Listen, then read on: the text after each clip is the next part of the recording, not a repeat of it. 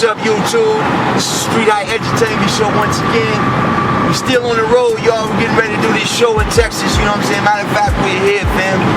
We're on our way to Fort Worth right now. We're getting ready to do this exclusive interview on the Doc Radio, you know what I'm saying? .com. So, I think that's right. Make sure that's right, fam. Y'all give me 1 second, family. 1 second. Oh, DocRadioLive.com. You know, we got to promote them correctly, right, fam? So we got DocRadioLive.com. We're going to be on there tonight. We're going to show y'all that interview. And we're on our way to Fort Worth. I've never been there, fam. So this should be exciting. You know what I'm saying? Y'all been subscribed to our channel. Then subscribe. We out. This should be exciting. This shit's good. Doc, family made it. We got to hurry up. We got like 3 minutes before we be live on the air. Let's see what's good. It's my first time in Fort Worth. Let's see what's up.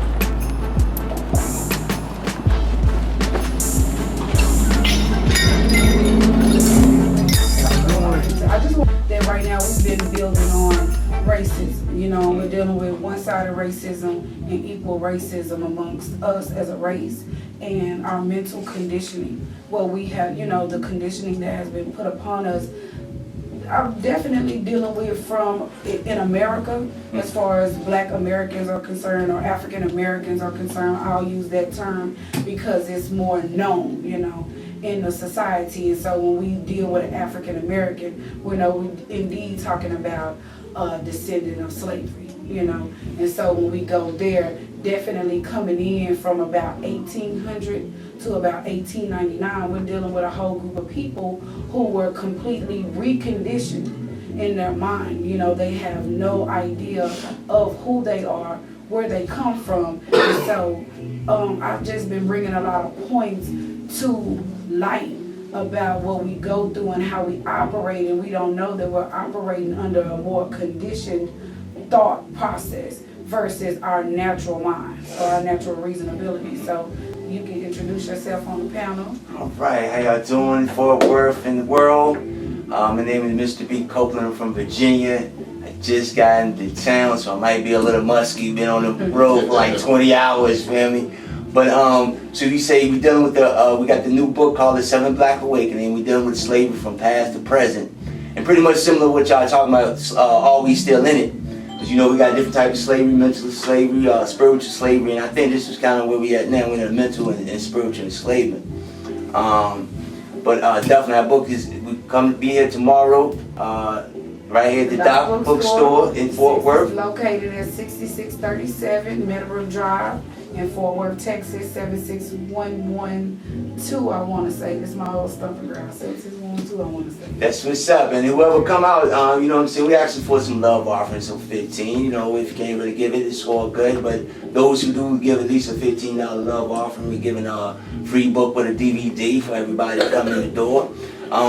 But a subject, we're going to be talking about quite a few subjects. Some of what you're talking about here today. One thing we're going to be discussing tomorrow is mainly like we're dealing with the Americans, okay, because they saying they're coming great again. Right. So we understand slavery that all we know really is the Abus. I call Abus it's Caucasian man because that's dealing with the albino man. Okay. You know what I'm saying? You know, some albinos got certain mental and different conditions. You feel me?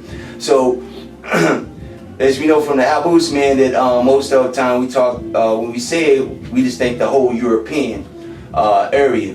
But when we dealing with the America, dealing with the starting of the 13 colonies, we dealing with the UK, okay, or what's called the Church of England. And I think a lot of people ain't really touching on that a little bit, and that's kind of what we're gonna get into tomorrow, touching that basis. But it was something that you just asked me about the condition from 1800. The mental conditioning, and it's something I want to touch on before we get into it, because one of the maladaptive behaviors I pinpointed was employment. And so you talked about giving a love offering and just, you know, if you can, and we giving away this and we giving away that. And that's just a condition that is upon our race that we don't even think about, you know, to spend our money with our people. When it comes to us spending our money amongst ourselves or on, you know, making sure we replenish the businesses and the communities, the black people who are trying, you know, the first thing we don't even think about it, you know, we don't even think about being self-employed and bringing that kind of employment to the communities. And then when there is that kind of employment in the communities, we kind of shun away from it. The first thing we think is that, oh, they just want some money, they trying to get over, you know, there they go, they big and they look, you know, but we'll pass this brother up who's asking for $15 and go to McDonald's and spend $15 off their dollar menu. You know, it's that bad amongst us in our community. Yeah, and like the brother said, he been on the road for 20 hours, so that shows his dedication and commitment to what he does. So in the end, if anybody want to come and listen to the lecture, man, come support the brother, man. He out here trying to work. Right. Conditioning, my view from being in Virginia, you know, I'm from Virginia, the original slave state. Right. In my personal view, you know, we did have some businesses and stuff, even when Fort Worth was a little different, but I know in Texas, you know, we owned a lot of, you know, Dallas, Irving. Oklahoma too, that's the Black Wall Street right there. Right. Oklahoma, a couple hours away, you know. Right, so all the way up to the 80s, I don't know how it was here in Fort Worth, but I know back home we had businesses. Right. We kind of supported each other, especially during the 60s and stuff, because, you know, because segregation. It was already had. But then crack hit the street. And so that's where I feel personally where a lot of disunity came, distrust came. You know what I'm saying? I can't really trust that Negro. You know, he just, you know, trying to take my money. And then, of course, you know, we got all the media stuff going on and stuff that help brainwashes and stuff as well. And then we got to understand that we start our children off, you know, watching programs. Okay? And different movies. They pump us up with movies. And we look in the 90s, we had New Jack City and Kings of New York and Ricochet and all these movies that just made black men look like gangsters and drug dealers and thugs. And so they gave us an image, they gave us a certain mind state now. So now the businesses, like you say, we ain't really supporting them no more. Matter of fact, certain parts of towns are getting shut down. You feel me? Because they got these labels on them now. You see? So I mean, that's my view on that particular thing right there. I feel that doing that little crack invasion, I call it Reaganomics, and we will be talking about it briefly tomorrow, because I feel a lot of people forgot about Mr. Reagan there and that crack era that came in, and he started doing, that's the other thing, what's called a reconstruction. When they come into our communities, they promise us, what is it called? Gentrification. Gentrification. Right, I talked about gentrification a couple months ago because I'm dealing with some of the projects that are here. And they're closing down and just completely tearing them down. So we know they got to relocate those people, what is called gentrification. And they got, you know, it's like what's going to happen to all these different people? What's going to happen to the dynamics of the communities when they start shifting these people around? And then what they do is take them to different areas, and then that area becomes a low-grade area. The schools become Title I schools, meaning the children aren't getting sufficient educations, and then the white people move further out, which is not a bad thing, but it is a bad thing when all of the money leaves the community now. You know, and so then we're left to just, you know, we're still looking for that reparations, and we're not going to get it. So that's why it's, you know, we got to talk about building ourselves up as a people. I agree with you. We got to repair our own nation within inside of ourselves, you know. I know also, like, you know, we can start with our own, this one community, your block, this one street. If you look at the average people, this is my view, that we don't even know the people on our own street. Right. You see what I'm saying? Let's say 3-4 houses down. You know, like what type of relationship you even have with your own neighbors? You have to start there, I feel. You know what I'm saying? If we can get at least one block going, then maybe we can work on the next block. You see what I'm saying? And show that, because, you know, mainly people follow by example. They see y'all doing these two things, they want to envy you or try it. Right, yeah. If enough of us do it, you know, I had a brother tell me a couple of weekends ago, I heard this, it's a marketplace out in Dallas called Big T's. And so he was saying he was just getting us the word when he saw me in my dashiki and everything. And this was a Saturday, but he was like, Fridays is going to be National Dashiki Day, you know, and where we're trying to get people to just go back into dressing culturally, you know, and I'm like, that's cool, brother, I'm down, I do it every day. But it's one day at a time and one step at a time. So that is something that is trying. This brother's Baraka from Senegal. He's Senegalese, definitely a nappy-head Ethiopian. And so I support that brother, and I'm letting everybody know, you know, Fridays is the day that we're going to just, even if you don't wear a dashiki, just cultural, you know, find some black businesses that just had, you know, a t-shirt. I was looking at some of the, I work at elementary school, looking at some of the, teachers in the school that are indeed black, that I know they're not a part of black culture or support black culture, but it was still sad to me and sickening to me that even in Black History Month, you know, you won't even wear a Martin shirt or Malcolm shirt or, you know, anything that just represent for us as a race.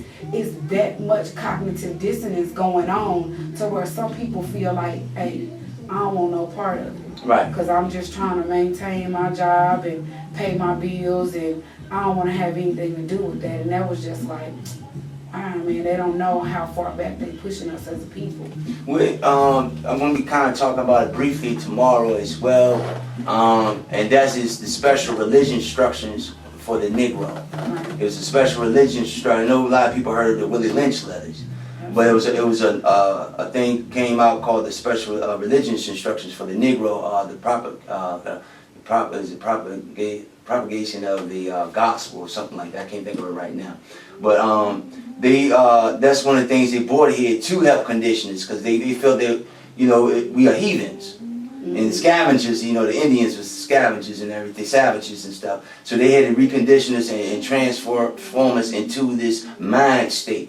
But it really, I feel that a lot of us then gravitated to the most of religion until the 60s or so with Martin Luther King. I feel he was one of the very promoters of church leading to a degree. You know, that's just my view on that. Yeah. Like I said, we were talking about what happened to communities like Black Wall Street and stuff like that, man. In my most humble opinion, I don't think the bombs really destroyed Black Wall Street. I think the assimilation into the culture of America destroyed Black Wall Street. In other words, now when we become successful, for lack of better words, or get something going, we leave the community and don't think about, like the brother said, let's start on this block where I'm from, and then we don't block the block. We just go to we just leave the community and go live with you know, whoever got money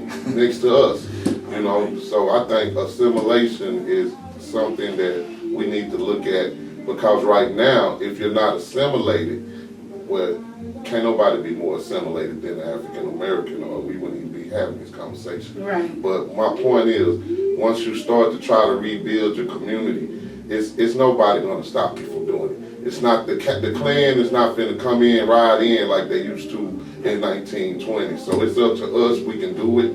I'm not saying there won't be no adversities, but what I am saying is we need to try to do it. Try, like the brother said, block for block. And if you're not down with it, you know what I'm saying, fine. But if you are, then, you know, just think about that, reason on that. It goes back into the ideology of each one, teach one.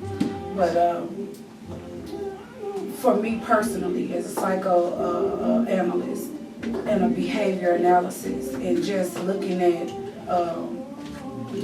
different things that was happening in the society, I will say the biggest hindrance to us as a race was television. That was the biggest thing. Motion picture was the biggest hindrance to us as a race. Now, the mental conditioning to get nappy-head black people to portray an image to their own people, to capsulize their mind into this image of who black people were on different levels, you know, that was really a downfall for us as a race, because we began to see all these images. Good times. So, things like that. And even earlier than that, I went back and I found this documentary where it's like a short film that came out in like 1954, and it's How to Sell a Negro. And so you had Jet magazine, you had Ebony magazine, these different black magazines that indeed got with these, we call them Ashkenazi Jews that actually run Hollywood and television. And they got with them and they put together this video of how to sell a Negro. And so, you know, it just went into, you know, Negroes and they pay their bills on time and they do this and they do that. And what they were telling white people is don't be scared to go into the communities and bring your business to the communities because these people actually want to buy it. And so they had black people in the film. They had to make it a film because when you do a documentary, you're dealing with real people who's telling you real truth. So they had to categorize it as a film because these people came in and they were actors and actresses and they had them dressed in certain ways and certain type of clothes and they had a stage like these people lived this grand type of life with these nice TVs and this was the image that they gave and these were the places that they shopped and that changed the psyche of the people. And so what was important to us began to be what the images that we seen were talking about and were displaying. And so we started grabbing on to these images because we felt like it represented us as a people. And so that's just my analogy of one of the biggest hindrances to us as a people. And so now I want to look at your book and talk about the book. Okay. And so the Seventh Black Awakening, and I'm just gonna go through because this is real short notice. The show usually ends at 8, but sometimes I go over. So I'm gonna go over for you. I know you drove 20 hours. And you couldn't make it at 7. But looking at the table of contents, your first chapter is the introduction of the booklet from the author, of course. But the second one, you said a brief look at how America became great in the American eyes. So I'm gonna let you. Right, in the American eyes, we call ourselves Americans a lot of times. Right. Okay, but we as blacks, they call us what, African Americans. Right. They got Latino Americans, Chinese Americans. So we got hyphens in front of the word American. American in itself, the American means those who came from the British Isles. The definition. So when we claim ourselves as I'm an American, you know what I'm saying? Then second we gotta ask what part of America are you from? South America, North America, Canada, Right. All that. I mean, what type of American? You see, we'll just claim, I guess, the middle part of North America, what they call the North American continent. But Canada is connected to that too. Right. You see, so the Americans is mainly the Abus man. Because even when they on TV, they say 3 things normally that I see. They say the American people, they say African Americans, or when they want to include everybody, they say all American people. You see, and so that's what that meant by that. The sad greatness of the beginnings of the American people. You see, because we African Americans. Okay, so you went off into the second one, the beginnings of the said greatness of the 13 colonies and the indentured servants. Right, because we didn't originally come over here as slaves, okay, to Virginia that is. Right. Let's get that straight. Of course, through the West Indies and every place else, that the Spaniards and the Dutch and all that, the Spanish, Portuguese and all of them enslaved us, into the Jamaican islands there, the stuff that we don't heard about. That was mainly the Spaniards and the French and all of them. But yes, we're dealing with the British at this point. Okay. And then you said a brief look at the American Pledge of Allegiance. And I'm glad you brought that up because I work at an elementary school. And so, of course, we do the Pledge of Allegiance every morning. They do that down there? The American flag, and we also have a Texas flag. And for a lot of people, that's kind of like, wow, it's one thing y'all doing the Pledge of Allegiance to the American flag, but y'all also have the Texas flag that y'all have the Pledge of Allegiance, that y'all have a Pledge of Allegiance to too. And for a lot of people, they like, wow, and I'm like, y'all don't have, I just grew up doing it, but I don't do it, anymore because I overstand the significance of pledging your allegiance to something so insignificant, and I know that because of my intelligence, but a lot of people don't know what it really does to your mind every day when you make this pledge, you know, to something outside of yourself and something that you really don't have a stable position in as a person, but we don't know that we don't really actually have a true stable position in this system. And so I'm glad that you put this in a book, and I'm definitely going to get this book. I'm looking at the table of contents. I went through it. This brother right here, Mr. B. Copeland, you put some work in this book, brother. I'm going to have to give you credit, definitely where credit is due. It is a lot of information in this book. And it's, you know, it's just a reintroduction of a lot of great scholars. Right. But that's wonderful for me. You know, I think it's time, because, you know, with the youth, you know, they'll look at a Dr. Ben, you know, they look at Marcus Garvey, but when they look at the pictures, they can tell that it's an old picture, so they just look at it like, oh, that's something old, you know, that's in the past. So it is time for us to refurbish ourselves, to bring the pictures up to date, to bring the people up to date. Because for me, and the language, the way I write it more street terms, you know, from the street. So I got to, you know, speak the language of the peoples, but we can gravitate to it. Right. And then it's going more into the land of the living.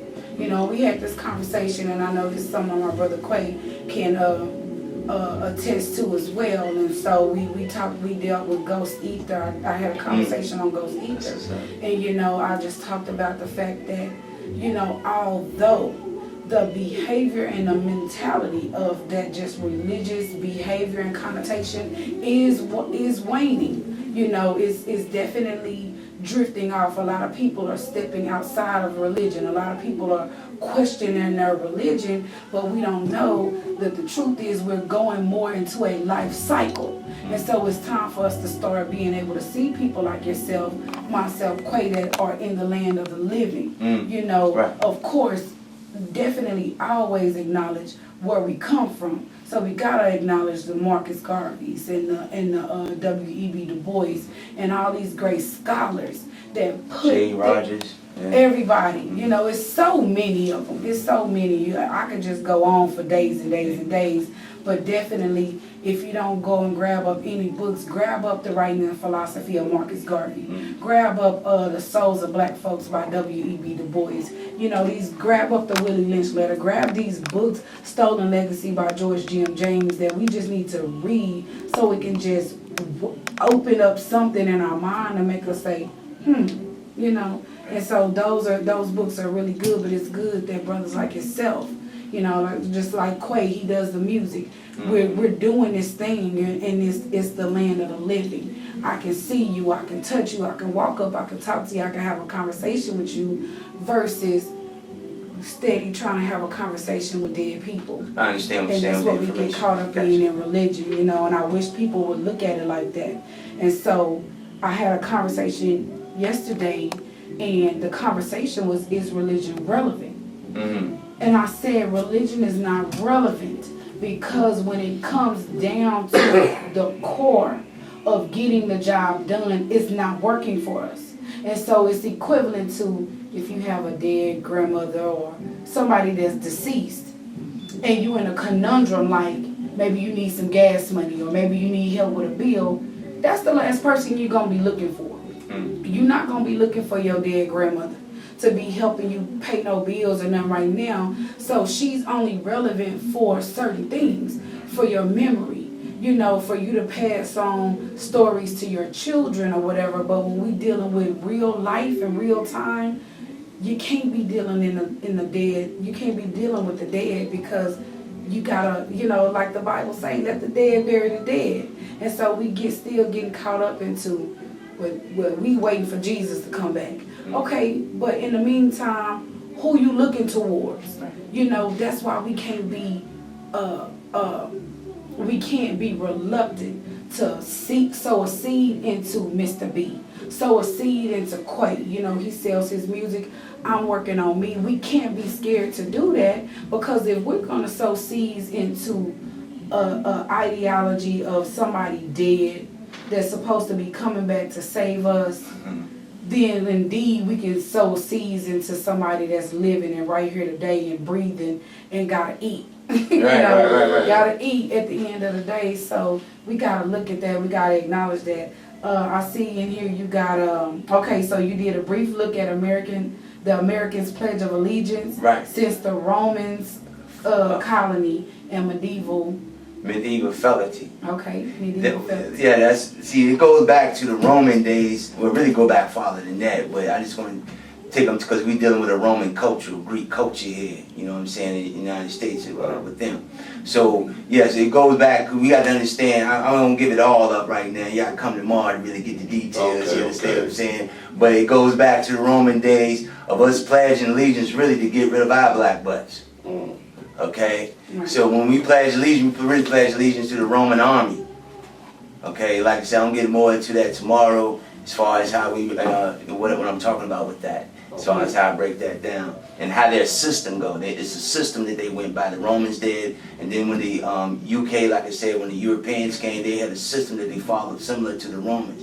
And then when they got here to the United States, they had a certain system that a lot of people don't know about that ended up being what's called the immigration law. I'm not sure everybody heard that one.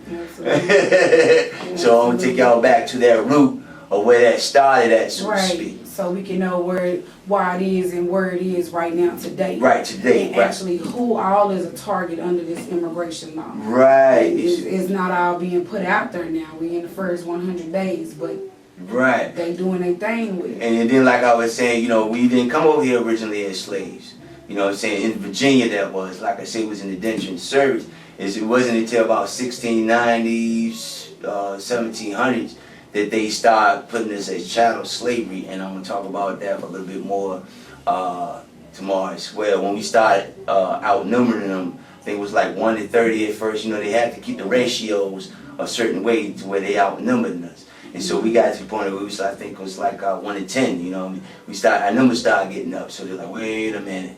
Okay, so I explain about indentured servitude and all that tomorrow a little bit more. So y'all definitely come out. And those who can't come out tomorrow, this case, and we're going to be at the Pan-African bookstore Saturday, evening between 3 and 5. Okay, this case of people that just can't make it here, you know. Shout out to Aquatate. Yeah, Aquatate. That's it. Definitely peace upon Bendelli. Yes, that's my barber. Okay. He was my original barber that turned me on to the Pan-African. I already know peace. I'm out there at least once a month, definitely, because I'm in Fort Worth and Dallas is it take me about 30 minutes to get to Pan, but hey, I'm out there. Pan, Big T, my jewelry, everything come from Pan. So, and I know my brother Quay out there. So I guess that will go more into this next topic. We went into the trickery within their history. Yeah, trickery within their history. I kind of break that down, and it's going to, like you said, lead from one into that, from the like I said, from the slave, would end up being the slave system into that, yes. And then, what's the next one? Thirst for Melanin and the Albus Cannibal. The Albus Cannibal, yeah, and then we know that a lot of people been missing. I think something just happened, a month or so ago? Yeah, you talking about in D.C., in Maryland? Right, all them kids, like 14 girls or something like that. Yeah, it's a thirst for melanin right now. Right. Okay, you know. I think it's been a thirst for melanin for a long time, since they've been around. What? Indeed. I would say since they've been around. They definitely feed on the blood and sweat of the Ethiopian. Well, not only that, you got to understand that melatonin, all that, you can't make synthetic. Right. Okay? You got to come from out of something. Right. Their skin scream and all that. It's some of us in it. Right now, I would just, out of that, like I said, I get into, well, I ain't going to do that one until Saturday because I ain't going to have enough time to really do that tomorrow. I got something different. But Saturday, I'm going to talk more about the thirst for melanin. But our melanin is worth $325 a gram right now. Right. And you see. And it's sad, and you got a lot of these young guys that's going to these plasma centers. And they're so ignorant to what it actually is. They call them blood banks. Right. And they think they're going to donate. No. And they go in there and they get 30, 40, 50. I think the most I've heard somebody getting out of there is like $75, but you gotta alternate your days or whatever like that. But they really don't understand what plasma is. Right. And so they're taking this out of you, giving you pennies and dimes and going and getting thousands of dollars off of 2 and 3 vials of plasma, of your plasma. That's your actual DNA. That's where your melanin lies, man. Indeed, and then not only that, they need, like melatonin also can calm your nerves. It's good for different things. So yeah, they definitely using body parts and everything. As you know, how significant to you is melanin to our organs? I'm sorry. How significant is the melanin to our organs? Oh, it's very significant. You know what I'm saying? That's what give us our mental deepness and how we can go into these different dimensions and stuff versus they can. Right. Of course, because we can withstand the sun. We only gonna get darker while they burn and crisp and cancerize and everything else in a lot of cases. And we starting to do that because we scared to go outside when it get a certain temperature. Right. I better put some sunscreen on. Right. You know what I'm saying? You're like, bro, come on, man. Right. Come on, bro. You ain't doing nothing but soaking up vitamin D. That's it. And then we taking vitamin D pills. You see? Right. Okay. You know, they say that the European get more vitamin D from the sun than the Africans do. That's what they mundane scientists trying to say. I can kind of say it because they go out there soaking all the time in it before we will. Right. And it's probably how they measuring it as well. And they go to the sun tanning place and they pay to get brown, to get tan. So, Right. yeah. You got why black lives don't matter. Right. Blue lives do since 1704. Well, we did the lecture over the summer last year in 2016 when I was starting, get out more with the lecture format. It was, I got the DVDs, I have them tomorrow. It's called Why Black Lives Don't Matter. We don't matter. We out there protesting and stuff like that. Originally BMM, no disrespect, it started by the LGBTQ, that particular part of it, but the dude that really started it in Ferguson, his name was Devon, I think I'm saying his name right, Brother D. They got murdered. Y'all heard about him? Yeah. Our brother Irritated Genie, peace out to him if he ain't. He speaks on it in detail more because he interviewed him, I think, if I'm not mistaken. So, we don't know. That's why I deal with the black land and the Blue Lives Matter. The Blue Lives law came out in Louisiana back in August. Okay. Yes. So I'm gonna be talking about that definitely tomorrow. Already. Can you give us a little insight on who these blue lives are? When you say blue lives, what do you mean when you say blue lives? Well, over the summer, in a lot of cities and states, they had a lot of cities and states. They pretty much they were going around putting blue ribbons and blue stuff on the windows and everything. That's dealing with the police. Right. The original petty rollers. You're gonna talk about that tomorrow. Right. Or the overseers. Yes. Or the militia groups that we have. You went into special religion instructions for the Negro slave property. Right, that's what I was talking about earlier about they gave us to all these masters in the early 1700s. Special religion instructions to give us, I tell you what was it 12 years of slavery or something? Y'all seen that? Yeah. So you remember the dude, he could read and everything, and they was and the dude was reading out the Bible and everything, and all of us was like, just agreeing with it, but the dude was like, what? That's not right, man. Because he was like, I'm your master, the stuff he was saying in there. So I'm going to talk about that a little bit more as well. Really? As far as, but like I say, I don't go into a lot of detail because I'm going to come out with an actual, the next series, one of the series will come out next is going to be called The Negro Slave Must Submit to Christianity. Yeah. So that's when I will make another book about that. Okay. You went into a brief look of 13th and 14th Amendment, and I will recommend if you haven't went to Netflix and watched 13, go and watch 13 and see what it's all about. That was a good documentary. And Slavery by Another Name. That was another good documentary if y'all haven't seen it. Okay. I seen that, but I didn't watch it. Check that out. Yeah, Slavery by Another Name. We're going to show a little clip tomorrow on it, you know what I'm saying, to kind of pull out some, real valuable information they had up in there. But yes, the 13th Amendment, I'm just gonna brief on that. As you know, it had a catch-22 in it about, if we're getting in any type of trouble, then we can subject to be slaves again. Mm-hmm. Now, the thing with that, I think a lot of us don't realize when Abraham Lincoln did that a lot of Southerners were like, yo, is this dude crazy or what? Because it was just 34 years before the signing of that, right? Right. Nat Turner Right. just terrorized them. Right. 1831. 1831. You feel me? So it was by 1865, 34 years later, so they talking about they gonna free us and stuff. Right. So yeah, they definitely had to throw a little clause up in there. As, one of the reasons, Right, absolutely. and that goes into the Souls of Black Folks by W.E.B. Du Bois. He really put all of that information in that book. He took you through the actual fact that black people were fighting and were standing alongside of white Americans as early as 1860, 1861, so they had no other choice.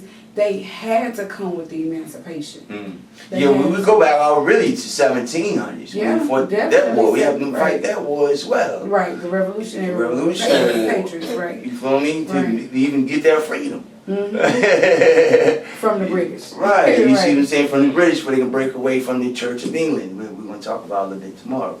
You went into Reaganomics and its effect left on the black communities. You spoke a little bit about that earlier. Right. As far as, Reaganomics. A lot of people don't know what Reagan did because they came out with this ideology of war on drugs as if they were trying to fight a war on drugs, but we didn't see that. Okay, how drugs getting in here? Right. Right. Where they come from? We never asked those kind of questions. Indeed. And then we got to understand Reagan also came, y'all seen the Black Panther movie? Yeah. Okay, remember who was the governor during the time the Black Panthers was raising heck? You know what I'm saying? I remember? I can't 69. remember. It was Reagan. Right, okay. He was the governor. Remember in the movie they walked up on the Capitol steps with the guns? I remember that. You know what I'm saying?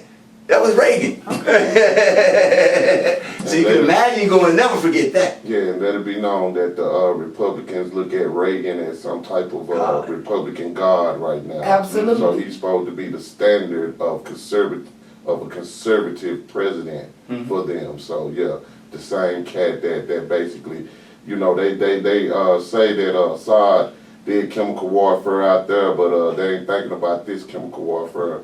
Like the brother was talking about the crack and Reaganomics and all that. That's chemical warfare. Right. Yeah, what they call biochemical warfare. Yes, definitely. Okay. And solution theory. Yeah, I feel a lot of us, give a lot of problems, but at the end of our elections, do we have any solutions? Right. They leave us with a bunch of problems. Right. And we just stuck, right? Something to think about. Yeah, that's it.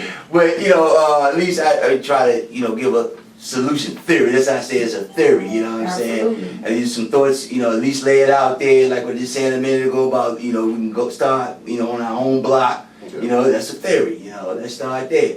So, definitely, that's why, that's tight, man, because I'm thinking about, like we were saying, you get successful, okay, let's say the black kid that's good in athletics or entertainment or what have you that the Europeans pay money for today. They'll get their little contracts and things, but move right out the hood. But if they went from that block to block theory, like you were talking on earlier, we'll grow. Indeed, and they got the money to invest in us to start our schools for our youngins and stuff now, because we had to start with at least some education. Because if you think about it, in the 60s and stuff, we had trades. We had because we couldn't go to their schools. Right. So we told a trade with the schooling as well. So that's where we got to go back into. These kids, they ready. They more sharper now than ever. Yes. Because they using more of their brain than we are in Right. many cases. Right. So we can start them off 2, 3, 4 years old doing stuff right now, and they be more than they boom, boom, boom, boom, boom. But we not, as a community, coming together, working and seeing that we can do all these things because we too busy with the video games, too busy with the TVs on. You see what I'm saying? Because we didn't have that back in the day. We had to use our mind and be creative. Right. So we don't kind of lost that kind of creativeness side because, like we were saying earlier, we dead to the world. Right. You know what I'm saying? The ancients considered deaf ignorance. Right. You know what I'm saying? We walking dead, like you're saying. Right. Absolutely. And mental dead. We talk about the mental dead all the time, just zombies, man. As I said, so the ancients considered death more or less ignorance, you know what I'm saying, versus an actual physical death. Right. It's more of a spiritual, mental death. So the more knowledge and stuff we had, that's what gave us that sight, that godliness, you know what I'm saying? I think y'all was kind of talking about that when I first came in. Definitely on reaching your highest chakra. Right. I don't want to give out too much of your information, but in your solution theory and how we break free within the land of the free, if you don't mind me reading just a soundbite, because as an educator, you know, I actually walk around and I deal with children all day, every day, 5 days a week. And I've taken on the responsibility of dealing with every single last child in the building. And I've almost got it down to every single last child in the building I know by first and last name. And so I address them as, sometimes I call them by their first name. Most of the time when they call me Miss Newton, which is my maiden name, they still call me Miss Newton. I call them Miss or Mr. whatever, because I want them to know that they're important. I want to lift them up. But we don't, you put in the book, you said first thing come to my mind is education tactics. They have been mainly keeping us uneducated and disinformed. We are being educated and trained to work within their system. We need our own schools with a trade, hire our own staff who are not afraid of our children, definitely. A lot of schools have white teachers with dominantly melanin classrooms, and they are not familiar with the children. I say this all the time, you know, and I tell people, when these white folks go home, they don't deal with black people. They don't know how to do it. So it's, you know, it's great that you put this in this book, because this is stuff that we need to think about, because when you're not in that environment, you don't think about it. You know, and like you said, a lot of these children, they are waking up and they're asking questions. So it's important that we study and we get back into our culture, revolve, what me and the Ken was building on earlier, because they ask questions. And so I had a little 4th grade boy. You know, I wear Africa every day, you know, and I had a little 4th grade boy ask me, "Is that your favorite state?" And I'm like, wow, you know what I'm saying? Like, whoa, that, you know, and I was like, what are you talking about? He was like, your necklace. I said, baby, this a whole continent. So they are asking questions, like you said. We just got to be awakening. They are. Yeah, we in that age. And let it be known, when you say state, if you're dealing with stuff like the UN or dealing with certain diplomatic things, when they say state, they do mean country, not the states that are in the country. Just let's put that out there, but I understand what you were saying about the little boy. Thinking that the country was a state, but it is in certain circles. You know what I mean? Okay. So you can build on that. I appreciate you put this in the book. People really need to know that this stuff, it really exists, man. Yeah, definitely, because like you said, they don't know us, our culture and stuff. Our kids, the way they act, you know what I'm saying? Some of us are hyper. It's the way we speak, the tones and stuff we use. Some of them get nervous. They think we're ready to fight or something. And that's not the case. This is our environment. You know what I'm saying? We just get pumped up like that. They call that hypomania. You know what I'm saying? They gave us all these different titles and mental diseases now if you act a certain way. I'm gonna talk about that briefly tomorrow in the trickery within the history. Because that's what they don't done now, and they say, well, we ain't gonna deal with it. Let's just give them some drugs, you know. I work in the special needs department, so or special education department is what they call it. So that's definitely what they do. Indeed, and our brother Dr. Umar, shout out to him. He definitely, you know what I'm saying. He definitely. Indeed, he go into more detail about that and educating us on that particular piece. But you also got to understand. I learned with my son going back to Virginia because he had to come back to Texas. Is that they worried about these benchmark scores? You know what I'm saying? It's about scores versus teaching now. It is. They ain't really worrying about learning like they used to. You feel me? And so we definitely got to start having our own schools, and then I don't know if they got GED and stuff here. I don't know what all Yeah, they they got. got GED programs. Instead of GED, they got programs. Actually, you can get an actual diploma. Okay, and I know it's one in Dallas. And I can't think of it. Darn, New Beginnings. The But New this Beginnings. is what they do, brother. Let me Talk tell you to what me. they do in the state of Texas. Okay. We have a lot of different programs that you can go in and get a high school diploma. Mm. Where you don't have to go through a GED program. Right. You can have a certificate that still says high school diploma, but the diploma might not be accredited. And so once you go to enroll into a college, a junior college, or a four-year university, they won't accept that diploma because they say it's not accredited. I had a cousin that he went through this academy, the Zion Academy or something like that, got his high school diploma Right. because he didn't want a GED. He wanted it to say high school diploma, but of course, in the state of Texas, we have what is really an exit test. But they changed the name from exit to TOS, now it's STAR or whatever. And if you don't pass this test in high school, you can't graduate. So he could never pass the test to be able to walk across the stage. So he took an alternative Right. and did another program so it could still say high school diploma. Went and enrolled into Lincoln Tech, did all the paperwork and everything, and they came back and said the diploma wasn't accredited. Oh wow. Yeah, I do know that, it is some accredited ones as well. And I think as parents, we definitely got to look into the information in depth to make sure, like you said, that when they finish this program, because really it's about the scores. Yeah. They got to have, 23, 24 points or something to graduate or something like that? Oh yeah, credits. Credits, yeah, that's it. It used to be about credits, but it's not about credits. Oh, yeah. You can have 30 credits. Okay. But if you don't pass that test, if you don't pass all the parts of that test, you will not graduate. So what kind of test they got here? I know back home it's SOL, I think. Here is, now they changed the name to STAR. Mm. So it's still a state amended test. That you gotta, it's a state standardized test that you have to pass. Gotcha. And the relevant grades are 5th grade. And then the first time you take it in high school is your sophomore year, which is your 10th grade year. And so you have 10th, 11th, and 12th grade to take it and pass all the parts. When I was in school, it was just math, reading, writing. Right. Now they added math. It's math, reading, writing, social studies, and science, I want to say. And you have to pass all these sections of the test in order to graduate. So it used to be a credit thing. Now credits only determine your grade level. Right. So 5 credits gives you a sophomore. Gotcha. 10 credits gives you a junior. 16 credits makes you a senior. 22 credits to graduate on a regular diploma. 24 on a recommended diploma.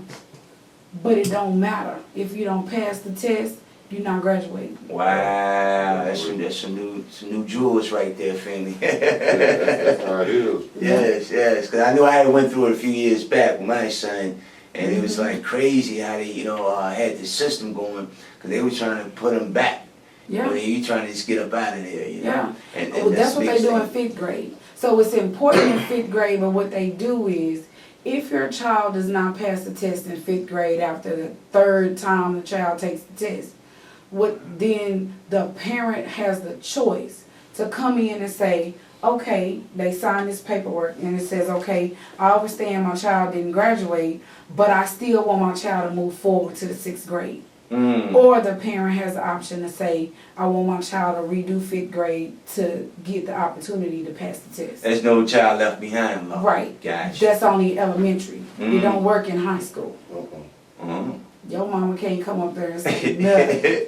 If you don't pass that test, you will not get a high school diploma. Wow. In the state of Texas. So there we have it, family.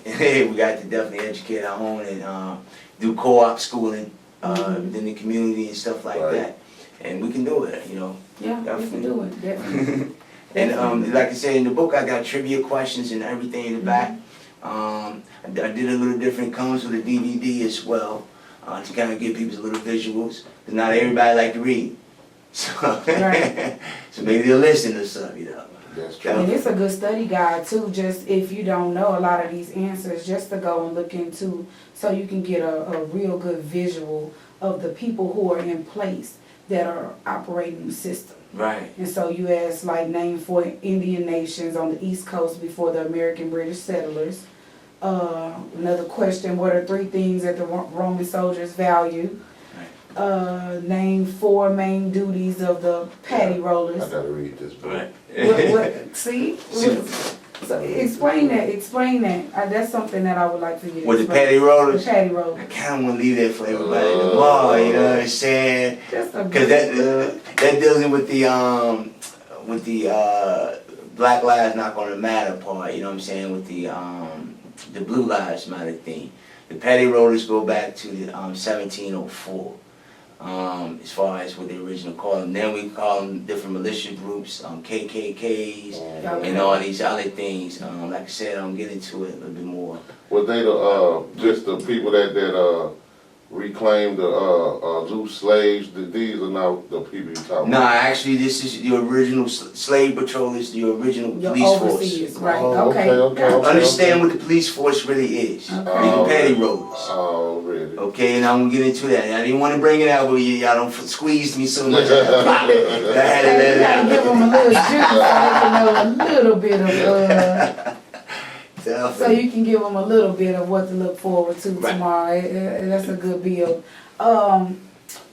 Who is Mansa Musa? That's really good. When we did Black History Month this year, you know, I made sure that Mansa Musa was incorporated into Black history, so children could have an ideology of, you know, of culture and of Black greatness outside of just slave ideology. A lot of people don't know about Mansa Musa as well, you know, especially back when I was, you know, in Virginia. But the biggest thing too, you know, I try to let them know that, you know, these kids love to bling. Mm-hmm. You know, this dude has some serious bling. Yeah. You know, his name is actually Keita Musa.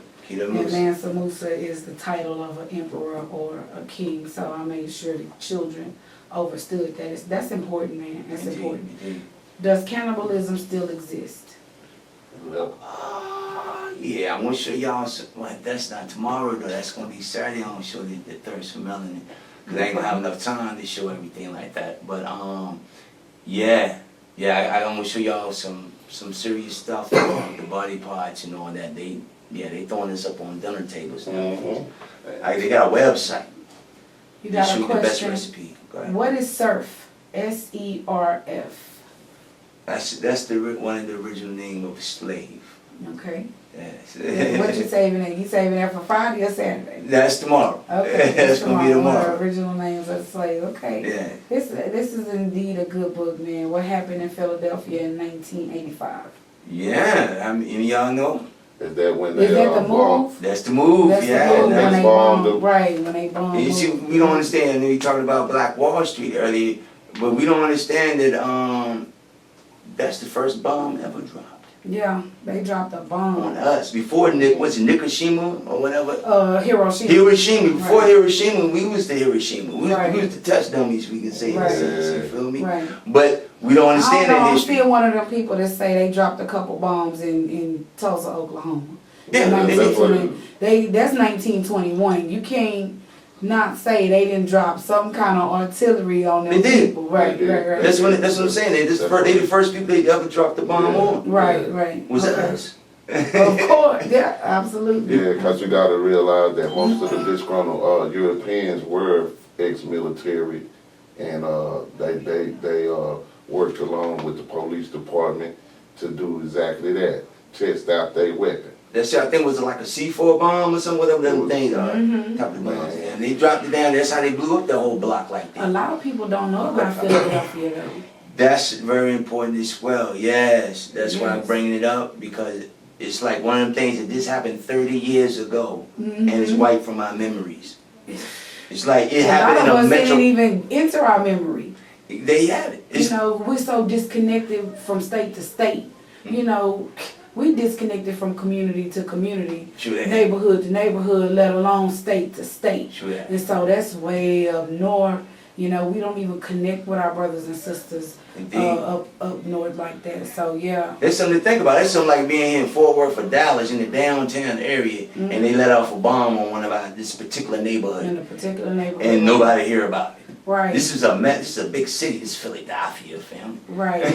I mean, and what was so tragic about it though was you had a group that lived within a community, but everybody in that community was not a part of that group. Mm-hmm. And so in an attempt to get those people out of that house, in an attempt to break those people and make those people conform with the government, when they couldn't make them do what they wanted to do, they said, you know what?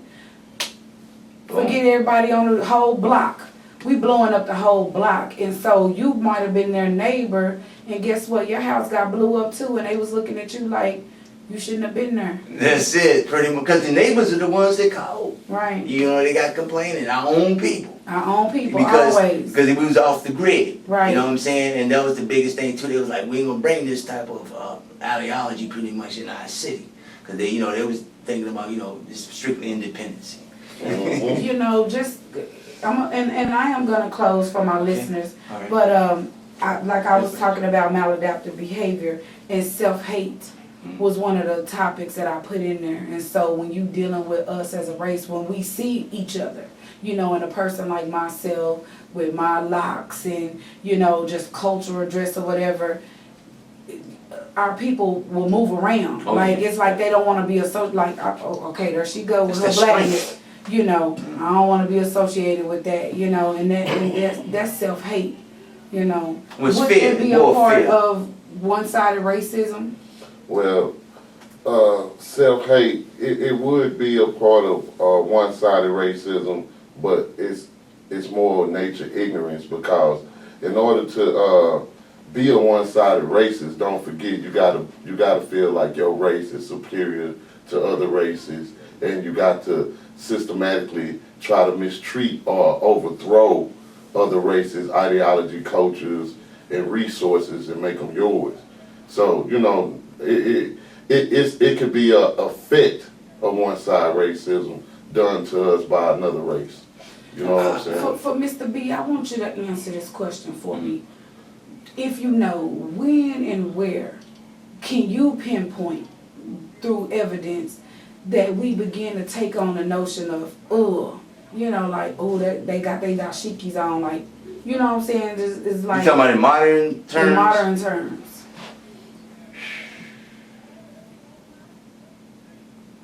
It's gonna have to be after the 60s, starting into the 70s. Because you got to understand, according to the pro, you know what I'm saying, and all that, they make you fear. See, we got racism, but then there's another thing called scientific racism. If y'all haven't heard of that, you might want to look that up.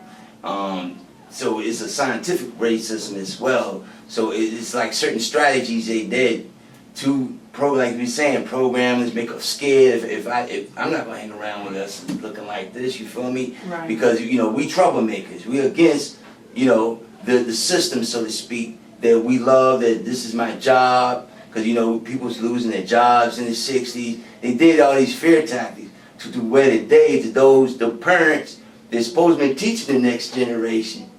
They was like, I ain't fooling that stuff no more, except for a handful of us. They kept, the movement going and, instilling it in our children and so forth and so on for those who would hang in it.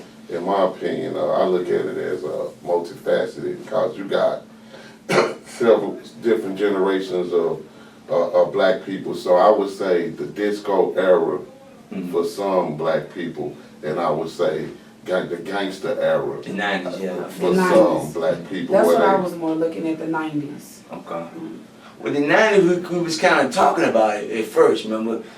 We had Sons of Man out, we had De La Soul, we had Cash. We was starting the Tribe Called Quest, musically and culturally, because, I'm definitely into the hip hop. During that time, all the way up to about 90, that's how they threw the curveball at us with NWA. Because we had Eric B. and Rakim, KRS-One, we had heavy hitters, bringing that African feel and power. We started to wear our medallions again. See, that was during the 90s was the time when we started to get back into it more, like we was in the 60s. But then came the Thug Lives, the Tupacs and stuff, but he started out with what, the Humpty Hump. You know, he was up there Humpty at first. Right. Next thing you know, he made the movie Juice. Right. He all juiced up, you know. Right. Tattoos But I'm just all over. thinking, you know, when you actually look into the life of Tupac, you know, when you come out in their society, in their industry, you have to be what they want you to be. Right. But when we look at the life of Tupac, he grew up in a Black Panther environment. That was the culture that he grew up in. You know, so it's almost like he had to vacate that ideology for a minute to get into where he wanted to get into, because we be under the false pretenses that it's something greater. You know, when we get there, we come. And then when we get there, we realize that it's a trick. So I think that's what happened to Tupac. He realized that it was a trick. But notice that type of music of his didn't really come out the most after he died. Right. And then I was thinking about the show Living Single. And I can remember I was maybe 12 or 13 watching that show. And it was one episode when Kyle had his locks, you know, and he was going to get a promotion. But the white boy came to him and said, we're going to give you this promotion, but you got to cut your hair. Right. So that's the conundrum that he was in. So I think that image, you know, and people thinking, okay, well, I can't wear my natural hair if I plan on thriving in this company or whatever. So that was something, too, that, you know, railed us from being, you know, who we were and expressing ourselves. Indeed. But it definitely got us, you know, fearing our own selves. Like I said, this racism and scientific racism as well. Definitely. This has been wonderful. It's been wonderful. They kicking us out the dock. They said we gotta go. And so it was a pleasure having you on the show, Mr. B. I'm Efeneke. I just got this first time memo last night. You know, they text me last night and say, hey, we got this guy coming in. But I'm telling you, I enjoyed the conversation. I enjoyed the bill. It felt homegrown. You know, I don't have to pretend to be, you know what I'm saying? Right. It was just good. It was sultry. It was savory. You know, this conversation, this bill, I appreciate men like yourself. You know, like I was telling my brother earlier, we so quick to look at black men and just think they're stupid or dumb or, you know, whatever. And we talked about the relationships between black men and black women. And there's so many misconceptions, so many false pretenses. And I think another thing that's going on, and we're going to have to revisit this conversation, you're going to have to call in for a conversation. Another thing that's going on, because the man is planting the seed or sowing the seed, the intellect is starting with him. And so we have an imbalance of intelligent black men versus that intelligent black woman. That awareness is more evident in the men now than the women. So that's another break in a relationship, because you got men that, you know, I talk to so many men that don't want to be a part of religion, don't want to be a part of church, but they woman's still in it. Right. And so it's bringing conflict in the home and the relationships in our system. So that's something that I would like to build on. I would like to build on a conversation with that. I would love with you. Okay. Definitely. And so this Mr. B. That's it, Mr. B from VA. You know what I'm saying? It's the first time in Fort Worth, so please y'all come out and support us tomorrow. No doubt. Doc Book Shop. And definitely, like I said, they can't make tomorrow night. We'll definitely be at the Pan-African Connection as well. That's Saturday between 3 and 5:30. But definitely jump in your car tomorrow night, be right here and check it out. Get our books. Like I said, the first 25 people through the door that is able to give a $15 love offering, we'll give you a free book. Just that simple. I say. This Mr. B, he's going to be at the Doc Book Shop tomorrow from 7:30 p.m. to 10 p.m. That's located at 6637 Meadowbrook Drive, Fort Worth, Texas, 76112. And when you come out tomorrow, he's going to definitely give you the information about the Saturday event at Pan-African Connection. And if you want to find out where that is or just be up on it, the name of it is Pan-African Connection. You can just look it up in Dallas, Texas, get that information. But I enjoyed your bill, Mr. B, and I definitely need me a book. Seventh Awakening. He put a lot of work in this book. We ain't looking at big, bold prints. This small, little, pretty print, page for page. So I'm just so elated to see my brothers just doing the work and putting the work in. I like that. I kind of made it a work booklet because I want y'all to do a little extra research. Oh, It's really? like I'm just giving y'all the lead way to information that you can go even deeper into. Cause like I said, this is only the surface. Cause you know one brother and sister don't know it all. So you know what I'm saying. I want y'all to add on to the information. You know, so it's like a more study workbook, like work booklet. We can go into more deeper studies of what's going on. And that's what we gotta do. It's time for us to start studying and building. That's it. So with that being said, True Peace family, Hey, as Peace. always, this is Efeneke Oganun on Roots and Reasons Radio, broadcasting live from the Doc Bookstore. I appreciate Nubian Intellect, Quasar Non Reason, being coming out in the building. True Peace brother, always, you're always welcome. And I appreciate Mr. B for giving me the opportunity Thank you. to interview him. And his book is a marvelous piece of work, and I think everybody should have it on their bookshelf. Yeah, and excuse, I'm out. One more book that will be coming out. I'm gonna have y'all build on. It's called From Kings to Gangsters. We're gonna deal with that on the next round, hopefully. Okay, the basic origins and roots of hip hop culture. That's it. Okay, We'll talk about that another time. All We right. out. True Peace family. Bye y'all.